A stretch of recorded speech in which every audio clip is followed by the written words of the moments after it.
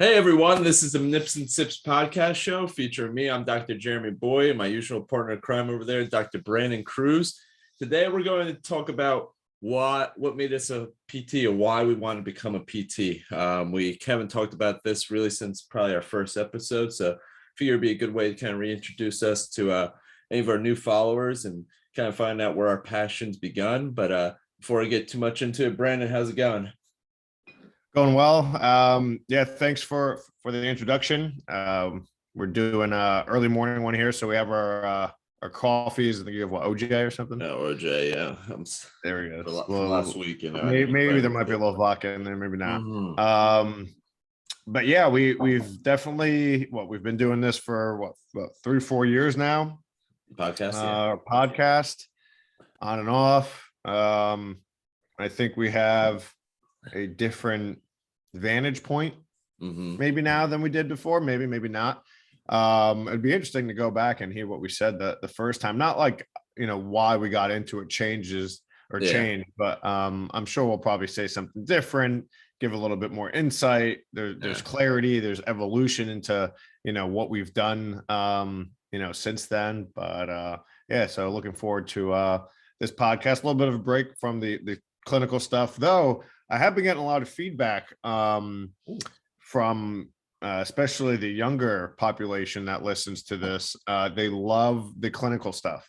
So we do have to go back to that because I've heard that they have an eval and they'll go and scan through our topics and at least give them an idea of what to look for or what to treat, how to treat. So we probably should start deviating back that way for a little bit, but we want to try and grow this channel and what we do and what we talk about, especially as we grow ourselves. So we have more to talk about, more to offer our audience. So yeah, definitely. And I don't know if I've told you that, but Chris Carroll, who's my fellow in training from your prestigious alma mater, Regis, apparently we're celebrities in that program. Let's go. Yeah, and I don't know if it's solicited from like your time before. I don't know if you told people about it, but he mentioned, people know me as Jerry. I don't really mention that on the podcast, but he mentioned that he's just like, Jerry's my mentor. And they're like, Jeremy from like Nips and Sips with Brandon. And they're like, yeah, we all listen to the show. So always super cool when you hear it, even at the high levels from what you said, your students go and listen in, and our fellows in training are listening. So super cool. Yeah, that's awesome. I didn't really promote it. One, I think we're just getting started. It's a little rough around the edges too. That's why we probably should redo this one.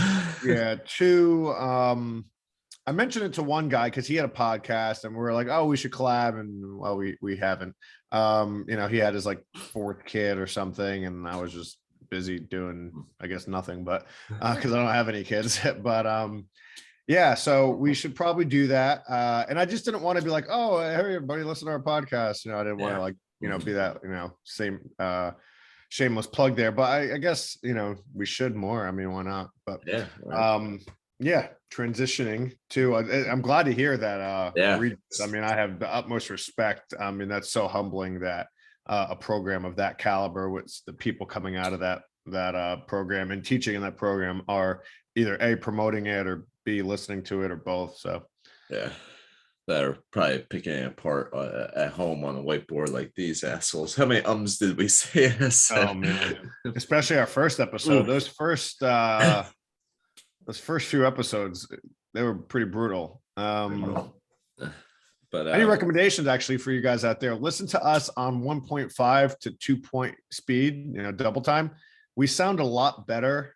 It sounds more cohesive. Yeah. So, I mean, you guys should probably listen to all your podcasts or audiobooks on, increased speed. You just get through it faster. Your brain can actually process it. It's a little weird at first, but now I can't listen to anything at normal speed. 1.5 is the lowest I go. Because everything's too slow for me now. Yeah, I find that usually male voices with like like lower monotones and that sort of stuff, I can put that pretty fast. Or females, they speak faster. I have to slow those bad boys down.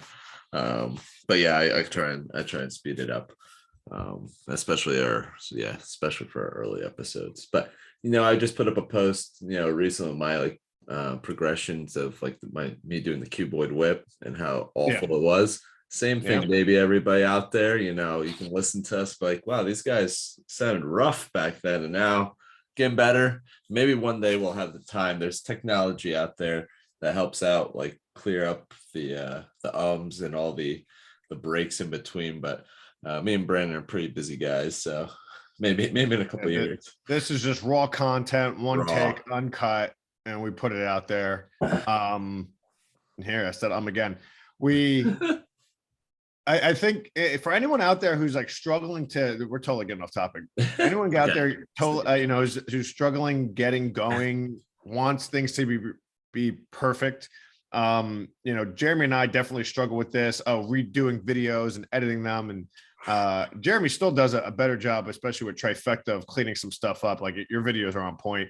I'm just at the point. I just put it out there. Like that was a huge barrier for me. I just got to the point. I went to the other side. I'm like, I'm just recording this and it's going out there. I'll figure it out as I go.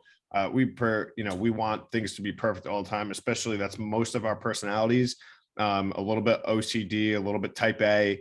I have my type A's in other realms, but this is like, I'm just putting it out there. I don't have the time, so, and you listen to these other people, and granted, they have a whole team, like the Gary V's of the world. They have just a guy following them around and a whole editing team. But I mean, that's raw content for the most part. They're going back and obviously cleaning it up and picking certain parts, but it's just what their life is. So people gravitate to that. So, but before we get way off topic, we have to reel it back in. Brandon, take us all the way back to the moment that you decided, I guess, what interested you in the physical therapy profession. How'd you find it? And then, what ignited your passion to stay with it? We have always talked about burnout. There's probably almost a mid-career point or early career point where it's almost like you have to like stick with it for a lot of our clinicians. But let's hear what made you fall in love with this awesome profession of ours. Total mistake. Didn't know what I wanted to do. Wasn't a good student. High school GPA, maybe a 2.3. Went to community. SAT score was like a 790 or something like that. Like not good. Didn't care about school. Hated standardized tests. Was labeled, XYZ, ADHD, ADD, dyslexia, all this stuff. So I was actually like this close to becoming a plumber, which looking back, I'm like, yeah, maybe I should have. I wouldn't have had, $250,000 of school debt coming out, but so I went to community college and I was like, all right, let me do something. Also, early mid 2000s, trade school wasn't cool. Right now, it's actually like a thing. It's like legitimate. Right. Not to say it wasn't back then, but the perception, it was like, our you generation. go to school, you go to college, like you're dumb if you don't go to college. Right. So went to community college and I was just taking some, your gen, your bios, your psychs, your sociology, all that stuff. Was doing better, but not great. And I was also I had a few jobs. I think I did like some construction, helping out stuff. Nothing crazy because I could barely put a nail on a wall, so I wasn't doing too much there. I was about to say, surprising. I had a nail gun. I mean, the guy would like do everything. He's like, here, just put like nails on the wall and clean up. Like it wasn't anything serious. And then I was at a YMCA, so that's where I was just gym attendant, cleaning up shit. There was a basketball court, so I was like, all right, cool. I get to shoot when like it's slow. So I did that, and then there was a PT office there. Attached to it, a hospital base that like rented out some space, and I would always come in and talk to the security guy, just your quintessential like late 40s, early 50s, black guy, bald hair, like kind of like a shack, just like there, what's up, young blood, how you doing? So we'd say hello, every day, and then over time we just started talking. He's like, what are you gonna do with your life? And I was like, I don't know, man. I'm just doing the school thing. I'm here. I was like, I got no real direction. And then I was, he's like, well, you like, personal training, you're doing that stuff. I was like, yeah, I'm into that. And he's like, well, how about physical therapy? There's Rob over there. And then he's like, so I guess physical therapy was kind of on my mind, but not really. I knew nothing about it. So he had put me in the direction. He's like, hey, go talk to Rob. So I went and he walked me over and he's like, Rob, this Brandon, young kid, take care of him type of deal. He's interested in maybe doing physical therapy. So Rob was nice enough to let me come in and shadow him. And that was, yeah, I'll have more to the story. I'll add to it after, let you tell maybe the first half of your story there. But, that was kind of the beginnings of it. And I was just kind of like, deer in headlights, just kind of going through the flow. And I obviously didn't hit my stride till later, but we've all seen what I've been able to do. Yeah. I hit the springboard a little bit late, a little bit delayed start, but I got through, which is awesome. And you've done amazing things with your career. I know we actually haven't had this conversation. I thought we did, but I do not. This is all like news to me, which is pretty awesome. So well, I probably just didn't go in depth about how dumb I was early on. No, I remember you said you're like, oh, you went to JUCO and everything like that. It's probably where you picked up all your basketball skills to make a mockery of me and my partner. You said it, I was leaving it out. I wasn't going to go there. Just to let you know. The man who calls himself out on his past transgressions or failures and that sort of stuff. But yes.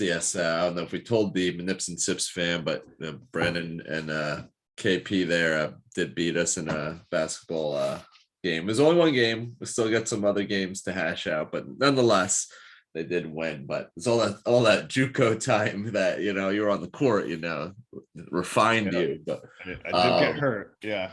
But I think it's real important. I know we get some college kids and kids listening into this, maybe some prospective PTs. I think it's important to hear stories like this. I'm mentoring one student now who's having a tough time getting into schools, kind of giving up. Is like, oh, my grades are this and that. And, hearing stories like this, I think should be empowering to those individuals and saying, listen, you said your SAT scores was this, your GPA was that, and here you are, graduated. Not like you started. I know people who start PT school in their 40s, and you've been practicing for 10 years, right? Give it close. Nine years. 9.5, 10 years. A couple practices, continuing education, now leading the profession. So I think it's real important. Hopefully that inspired some people there. Mine was also a mistake, not quite as similar as yours in the sense. I guess it goes way back when I think it was like Tuesday nights. My family would always my mom, if anybody knows Mama Boyd, she's if she could be a priest, she would be. So very, very, very religious. I think she was a Sunday school teacher for about everyone in my church. And I was even a Sunday school teacher. Not many people know about that, but I was a Sunday school teacher for like 2 years as a result of being around my mom. But she loved a show, what is it? Touched by an Angel. She always made us watch it. But right before it, I think it was, or no, it was right afterwards.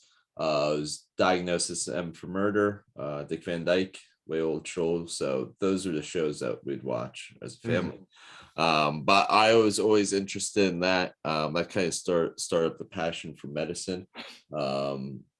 And I somehow, from watching that show and kind of expressing my interest in medicine, I got the nickname Dr. Juju. It's spelled Joojoo. It's a family nickname. It's an Egyptian thing. I think they just take like your first letter and they like double it up with like a weird, like my brother's my brother's Dan Dune, Tim's Tammuz. They get some weird nicknames, but nonetheless, they kind of spoke into existence, or it was like Dr. Juju and that sort of stuff, or Dr. Jeremy. when That I should be your go, Instagram handle. Dr. Not the Juju. decent doctor, Dr. Juju. Dr. Juju. Then people are gonna think I'm like some sort of witch doctor, which I'm Yeah. okay with. I was about to switch it to that dinosaur one, Dr. Dino, when I did the manipulation with the Yeah. T-Rex outfit, but Yeah. Yeah. yeah, maybe that's how I get viral. But Dr. Juju. But yeah, I'm gonna be getting a lot of comments for this one. I know probably should have kept that under wraps, but nonetheless, they kind of spoke into existence of me being part of medicine, and I know I always loved athletics of sorts or sports. Wasn't especially good at really any sports, but I loved playing them all.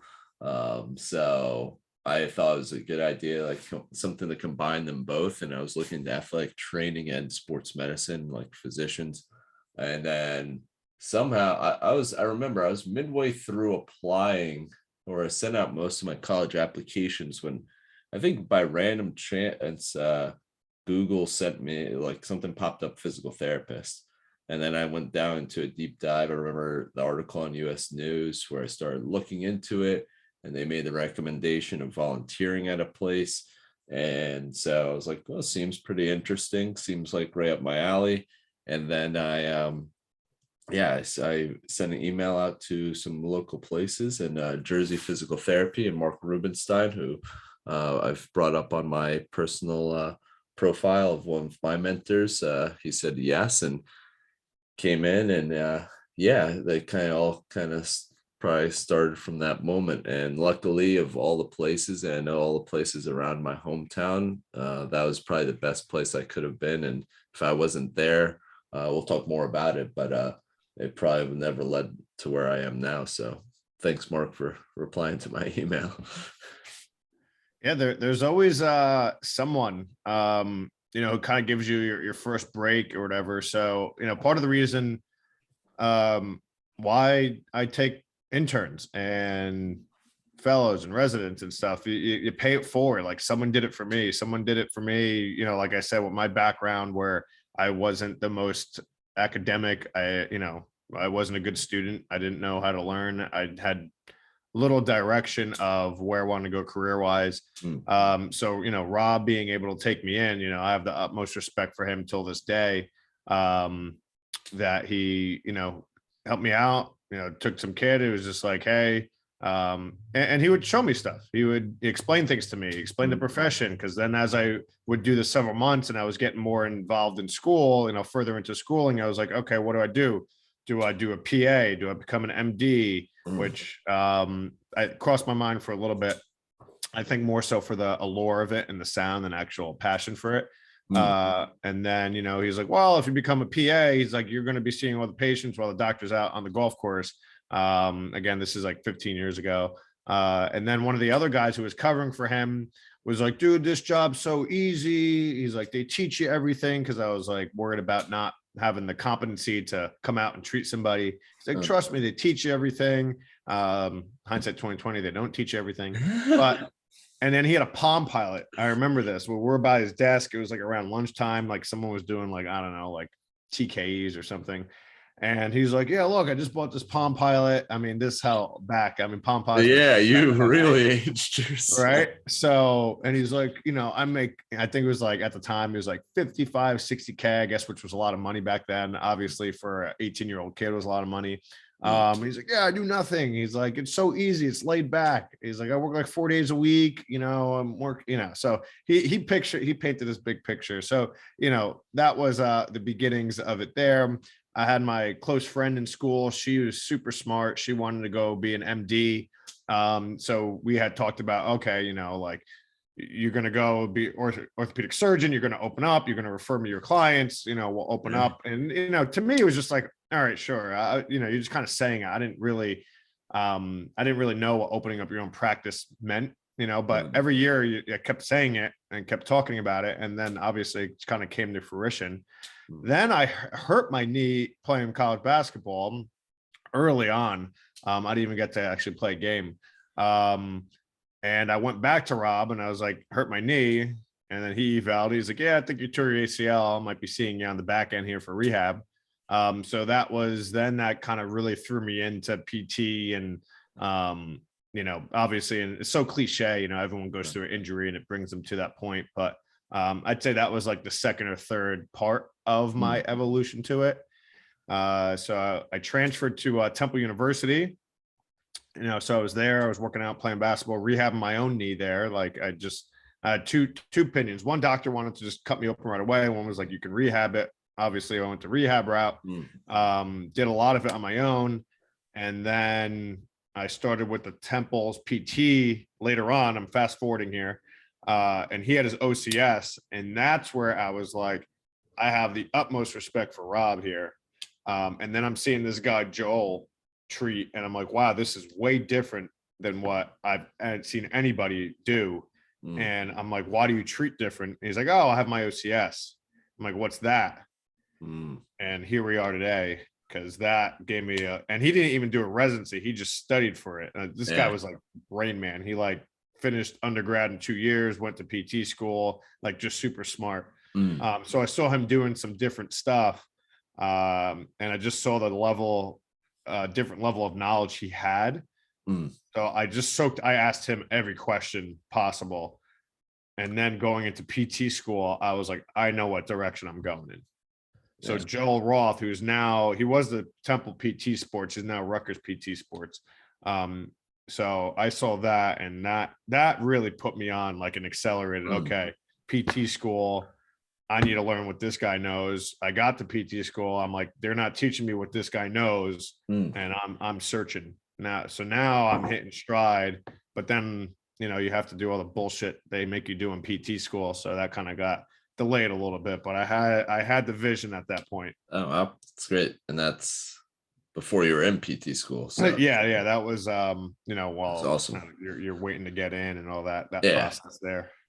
That's awesome. So that's great to see it at such a young age. I wasn't really exposed to that probably till later. So I am not the cliche story that you mentioned of where someone gets hurt and wants to have PT. I'm one, I guess, more the few or far between, where I've had a very relatively healthy orthopedic career. I had a lot of facial injuries, and there's not that much PT, as you can see here. The deviation of here, my teeth got knocked out. So I had a lot more facial injuries, like partially dislocate my eye for a little bit. I don't know why, but God shows in the way you play with what he gave me to start, huh? I said it shows in the way you play basketball. Just head first, man. Oh yeah. Well, I feel like a lot of that was people hitting me first, and maybe that's it. I developed like a defense system where if I'm gonna get hit in the face, it's gonna be my call versus somebody's elbow or fist coming at me. But I digress a little bit. But yeah, so I think compared to your story, which I think is awesome, to have that foresight to see some of these more passionate or advanced clinicians so young, I think is pretty cool. But picking up, I guess, where I left off, someone I was yesterday, sorry to bounce around, yesterday I had the opportunity to speak to kids, I believe, in like a sports psychology program at Rowan, and one of their questions was, what made you kind of get into the field, or what made you choose this over the other medical professions? And that's where like Mark came in. Mark's an extremely passionate PT. So I was lucky that the first experience I had was a really good one. And I say they like, my facility now has all like a lot of bells and whistles and looks impressive, but I always say it's like what the communication and what the PTs bring, especially before like the patients walk into the room, really. I think that's where really all our magic is. And Mark was especially good at that. That's what I thought was really impressive, was his ability to kind of communicate, have full conversations with people. I think I told about the what was it, the gentleman who was going commando on a previous episode here, right? I mentioned that one, Brandon. Golden towels. Long story short, if you did, I'm totally blanking right now. So Mark's working on this gentleman, and I'm all about having fun. Oh, yes, I remember that. Yeah, Yeah. I remember now. Old gentleman was going commando, and Yes. everybody was on the opposite side, not trying to look. And Yeah. I found it hilarious, and I was like, if I can have this much fun and laughter at a job, this is for me. But besides that, again, it was more that, like, again, that ability to communicate. Like, Mark brought me back for some evals, which was super cool. And I did go see athletic trainers and physicians. I was showing them, but I like the idea of, I like seeing your work.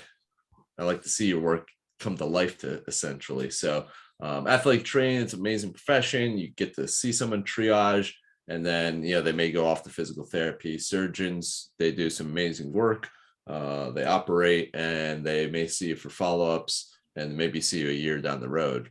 I like being part of the whole process and kind of the detective work in between. So watching people, like, week by week get progressively better, I thought was a really cool experience. So that led me down to applying, and luckily I had a couple more applications to send out, and I switched my interest to physical therapy, and did the applying from school, and luckily got into some schools there. And yeah, that's pretty much kind of where it took me into college. I was lucky to get accepted, and then kept going with I kept volunteering and or worked as an aide at a lot of places. I would say that was pretty much every place that I worked at was not a good reflection of the profession, not like what Mark and his team did. Up until I got with James Aberdinery on in one of the places, and the same thing. He had great communication and great rapport building. So it was good to see, like, the good and bad of each profession. But it wasn't till my first to Phil where it really got ignited, when I got with Terry Andrews, and he had his OCS and COMT, and especially from a manual perspective, by a diagnostic standpoint, I think that was the most impressive. And he exposed me to direct access, which I'm just a junkie on that. But just being exposed to how, it's like, whoa, like this is almost like a different profession. I think my brain, like, when I had Mark, just couldn't comprehend those sort of things. And then I spent 3 years around very mediocre therapists or mediocre companies, and then came Terry, who was just a tier above. Blew my mind. I was just like, I need to be like this. Like, I remember constantly studying, reading things, because I wasn't on his level. I was just like, how can I get on his level? And it wasn't until like the last week, he's like, oh, you're never going to get on my level. He's like, I'm constantly learning things. I'm constantly pushing myself. At that point, I think he graduated or started PT school the year I was born. He was a part of the first class of like Masters. Undergraduate PT. No, this is bachelor. So he went back and he got his doctorate. And so, man, he explained back then, he was the only person who was like 18 going into the program. He's just like everybody else. It was like a second, third career. They're in their 30s and 40s, and he was 21 when he was in PT school. So he was raging. And the long story about that, I'll have to ask him to come on one day. But yeah, he was. I give him all the credit that led me down the path that I am in regards to education, learning, hands-on, diagnosing. So cheers to you, Terry, there. Sorry, that's only water today. Finished the juice already? Nah, I still got some juice. Oh, look at the juice. Oh, a bit of juice, but go. Yeah. I guess some other things. I got into PT school, luckily. 3.3 GPA and a 1030 on my GREs, worst fucking test ever. Lopsided S score. I had like a 690 or something on my math, or a 720 on my math, something like that, something really high, and then like a 300 on English. Like whatever that maps out to, right, to make a 1030. The writing I did somehow surprisingly well on it. I got like a 4.5. So I don't know if people still have to take GREs to get a PT school. But yeah, so I got waitlisted a lot from a lot of places. I got denied a lot of places. Got into the two schools I got in right off the bat were Seton Hall and Rutgers.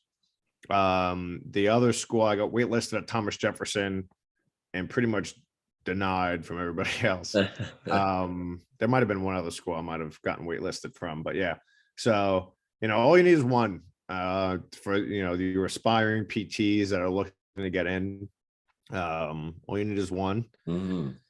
So I'd like to, I've gotten pretty far in the career, but a lot of it takes time, takes work. It's a really, your career is, that of attrition. Any career. Look at Kobe, where he came out of. Yes, he was a phenom, but he struggled in his first few years. Right, he was all about like the long game, right? Just chipping away at it. So you guys can get there if you put the time into it, put the work into it. And then it becomes easier. If it's hard for you now, it will become easier. The more you do anything, you get more skilled at it. That goes across for anything. The more you play or do something, the better you get at it. So Jeremy and I always talk about they probably should change some of the curriculums for PTs, because I think some of your better PTs aren't the bookworms. They're the ones that can do a little bit of everything, right? I'm not saying apply to PT school with a 2.0 GPA. That's not going to do it for you. But if you're well-rounded, and if you could talk to people, if you have communication skills and things like that. So in perspective, to me, a 3.3, that's the best I've ever done in my life, right? So I thought that would be good. But it wasn't good enough. The standards at the time were, so high. You have 1,000 people applying for a program. They're taking 50. So, but luckily I got in, and the rest has kind of been history. Yeah, we're all blessed that you got in and you're a part of this profession, and we're all happy to have you here and on this podcast, especially. Yeah. And I will say, I think that's given me, like we talk about, our passion, and, we take a hard line sometimes to other therapists that complain or don't get it or whatever. And it's like, most of you are probably way smarter than I am. Right? If I can do it, you guys can probably do it. You guys can figure it out if you guys want to. Yeah. If you don't want to, that's fine. Then shut up and stop complaining. So, there's other stories behind it. So yeah, I pretty much tell my team and that sort of stuff. Like, yeah, if I've made it to this point, the sky's the limit for everybody. But there's probably some things that held us back, or especially your story and everything like that. And I agree. The system probably needs to change, especially for this dynamic of a profession, which requires such a good ability to have good emotional intelligence and the ability to develop exceptional therapeutic alliance. I mean, those things are required in every single facet of physical therapy, regardless of settings. So maybe we should look more into that than GREs or SATs that test how well you are at math and English and writing. I mean, I still suck at writing. Man, thank God for Cam in my office. Anytime I write a blog, he's just like, "Did you even read this, dude?" I'm like, "No, actually, I can't read it. I can't read my own work. It's a thing." But yeah, a lot of I've met a lot of people who just seem like they're destined for this type of environment, and little things like that can hold them back. So but that's a standard that is today.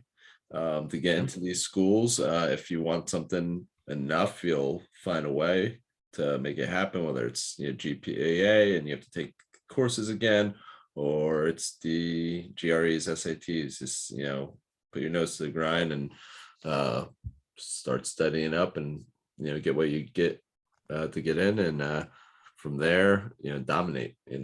I've seen people where they're like, I remember that there was like, especially in our school, there's a lot of the early admissions. Like I was one of those. They, I think, allowed like 5 or 6 people, and I wasn't like that, but the couple of the individuals are kind of like this because, oh, I got in from high school. I'm like, who gives a fuck? But they Most of them kind don't of, even make it. exactly, there's a couple of dropouts from that. But those individuals kind of, look down upon the people who are still trying to get in. And then once day one PT school started, there's a reset button. Like they held that title for like the 3 years leading up to it, and then boom. And it was the individuals who had to, claw their way in were the ones who were some of the most impressive. So, keep that in mind, and, keep chipping away. And obviously we're here to help you. I mean, we've applied to PT school like 10 plus years ago, so we may be a little outdated with how the system works, but now it's all automated, I think. But just if this is something that you can see yourself, and that was another question from the psych group, was it's like, why? I was just like, I just saw myself enjoying it and having passion in it, and it's rang true, where with the exception of documentation, this doesn't feel like work, to be honest. Obviously your ups and downs and that sort of stuff, but it's never like I'm drained or wiped out or hating what I do. It's all fun and enjoyment. So if that's something that you see yourself, this is a potential, then, and something's holding you back from getting into school, grind out, and then reach out to people who have, and I'm sure we all want to pay it forward and help you get in. Yeah, I mean, to share to that, and then just to wrap up here, Marta, one of my therapists, I don't mean to put her on blast here, but this is really a testament to her. Really, 2 of my employees. Marta didn't get in the first time.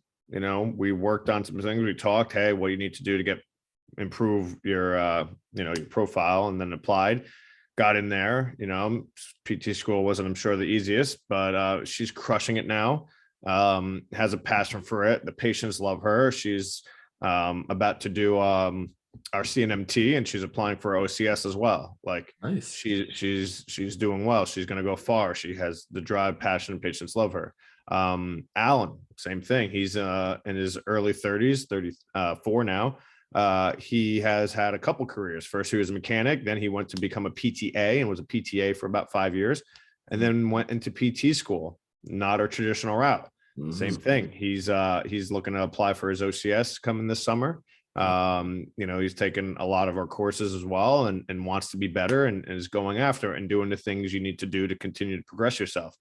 They're not just stopping when to get out of school. Mm-hmm. Like you said, those people who had the nose in the air because they got a 3+3, great. The game's not over. It's just beginning there. Right. So, keep a never ending journey, really keep progressing. And I say that, hopefully they don't get pissed off at me. I'm sure I'll hear something from Marta, but that's a testament. They wanted something, they kept going after it, and now that they have it, they didn't stop. They're continuing to progress and become better. And I hear on a daily basis, I have one patient coming up to me after another to pull me aside and tell me how great my staff's doing and how pleasant they are and how they're keeping the ball rolling and controlling the environment and all the intangibles, which is, as an owner, music to my ears and a testament to them. So kudos to Martin and Alan and just my staff in general. So I hire young bulls, more traditional ones. So not as inspiring of stories. So, which is young bulls will get their ass kicked now. Yeah. I was just thinking that. I was just like, don't throw yourself under the bus with that one. And then you found the way. So, but no, it's I'll look for the same things, obviously with interviews and that sort of stuff. You have a great staff. That you have a fun, awesome they staff. all have but Justin, I'll give credit to Justin for as young as he is.